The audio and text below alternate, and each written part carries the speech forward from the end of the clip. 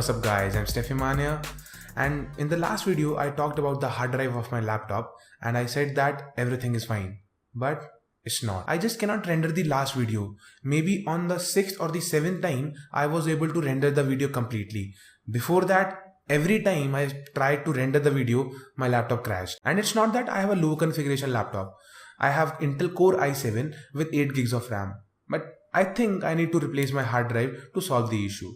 But let's keep those things aside and talk about this video. It's been almost 4 weeks since the launch of OnePlus 5. And if you are watching this video, you already have bought a OnePlus 5 or you are thinking of buying one. So without wasting any more time, let's talk about the problems with OnePlus 5. And these are actually not real problems. These are just small issues on which OnePlus could have done some more work. So the first issue with the OnePlus 5 is, can you see it? Those bezels. Oh my god. They are massive. You can see them from miles away. They are this big. I mean, we are midway in 2017 and we have already seen some almost bezel-less smartphones from Samsung, LG and Xiaomi, and looking at the OnePlus 5 after those phones, it's not easy. And if you are feeling sick, I can understand that. And OnePlus 5 really had a chance to go big if they could achieve a bezel-less display. But it's easier said than done. And I know that, so let it be. Now let's talk about the second issue. For that, you need to take a look at the phone again, but this time from the back. From the first look, you can easily tell from where the design is inspired. Yes, you are right, the iPhone 7 Plus. I mean, come on, how can one be so good in doing that? If you remove the OnePlus and the Apple logo from the back of both the phones, you just cannot differentiate one from another unless you flip them. And now as soon as you flip them, you can see the third problem right there. All the Android flagships as we speak have Quad HD resolution screens. And even one has 4K screens. Thanks Sony. But OnePlus 5, you have to settle with only Full HD resolution. And it's not a bad panel at all. But it's not Quad HD either. Now let's talk about the fourth issue with OnePlus 5. It's not waterproof and it's not even splash proof. Some of the best flagships today are at least IP67 certified, that is, they can survive a rain or a drop in the swimming pool. But you cannot be careless with OnePlus 5 when you are around a pool or when it's raining. And it can be a deal breaker for some people, but not for me. Next issue is the battery size. OnePlus 3 was launched with a battery capacity of 3000 mAh. OnePlus 3T was launched with a battery capacity of 3400 mAh.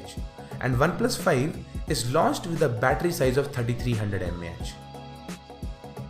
I mean, yes, it's definitely not a small cell, but upgrading a smartphone means upgrading it in every possible way. And that includes battery size too. And maybe you'll get the same battery life as the OnePlus 3T, but why do you have to reduce the size of the battery when the form factor of both the phones is almost the same? At least they could have played it safe by putting the same size cell again. But things are the way they are now. Now for this next issue, take a look at the back of the phone where you'll find the most significant hardware change in the OnePlus 5 from its predecessor. It's the dual lens camera. Dual lens cameras is the new hero in the market. We have seen many phones going for dual lens setups. So as expected, OnePlus 5 also joined the clan. But it's nowhere near the leaders and it's definitely not all the way down at the bottom.